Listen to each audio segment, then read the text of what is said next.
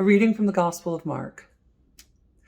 They went to Capernaum, and when the Sabbath came, Jesus entered the synagogue and taught. They were astounded at his teaching, for he taught them as one having authority and not as one of the scribes. Just then there was in their synagogue a man with an unclean spirit, and he cried out, "What have you to do with us, Jesus of Nazareth? Have you come to destroy us?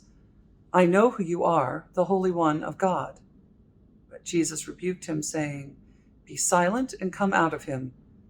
And the unclean spirit, convulsing him and crying with a loud voice, came out of him. They were all amazed, and they kept on asking one another, "What is this? A new teaching with authority. He commands even the unclean spirits, and they obey him." At once his fame began to spread throughout the surrounding region of Galilee. This account from Mark's Gospel, from the very first lines, really, of Mark's account of Jesus' life. We have Jesus, not a whole lot of extraneous material in Mark's Gospel, and so Jesus is called through baptism, and then we hear that John's gone into prison, and here we have Jesus walks by, calls his first disciples, and they wind up in Capernaum, which is Jesus' home base in a way. And his very first time that they describe him teaching the synagogue, this encounter with a man possessed by a spirit, and the unclean spirit, or the spirit possessing this man, recognizes Jesus, gives voice, and says, "I know who you are, the Holy One of God." And it's interesting because as short as Mark's gospel could be, it could be even shorter, right? Jesus could have said, "Yes, I am, everybody, here I am." And interesting how the story might have unfolded with that sort of direct approach. But what we learn in these opening sentences of the Gospel of Mark is that it was clear from the very beginning, really, truly from the very first days of Jesus' earthly ministry, it was clear that he was different. People saying, "Who is this? He's teaching with such authority." It was clear to the spirit world, those who could recognize Jesus for who he was and accurately name who he was. But Jesus did not say, "Yes, that's who I am." Jesus said, "You need to be quiet and come out of him." And that's because there's something about the way that the gospel is not about an explanation. It is about the way that the gospel unfolds in the lives of people. And it happens gradually, and it happens indirectly, and it happens in relationship with people and in relationship with community. And we see in these very opening lines of Mark that pattern being laid out.